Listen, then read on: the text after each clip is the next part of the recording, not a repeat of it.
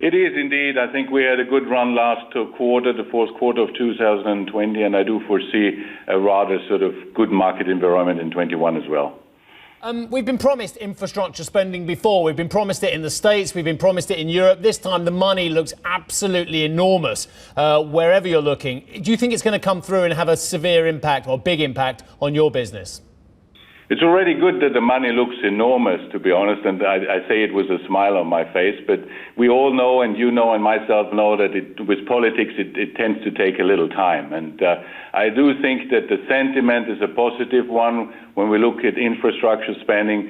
So I do foresee for the next couple of years a rather solid, robust underlying demand level. Heimo, during this pandemic, we're getting very used to seeing lumpy numbers for reporting season. So I was somewhat struck as I looked at your external revenue print today that the revenues were fairly even across the business.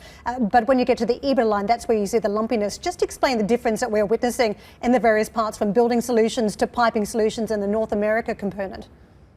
Well, we have worked hard the last years, and I tried sort of to explain that we changed the face of the business.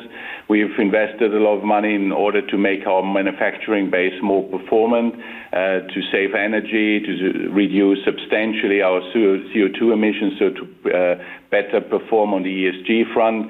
So this pays off, obviously, in such times. And then, obviously, when we look at our portfolio, we have changed completely away from a very traditional building material producer to a smart solution producer in infrastructure, especially when it comes to piping solutions, and especially also housing on the roof, on the facade, and on the wall. So this obviously changes dramatically the face of the company and also the profitability.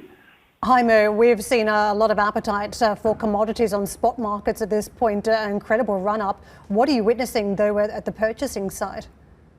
We see obviously quite a substantial increase in some of the raw materials, especially on the plastic side. Plastic granulate has increased rather dramatically, but we will be able to manage it throughout the year, passing it on to our customers. This is a normal process.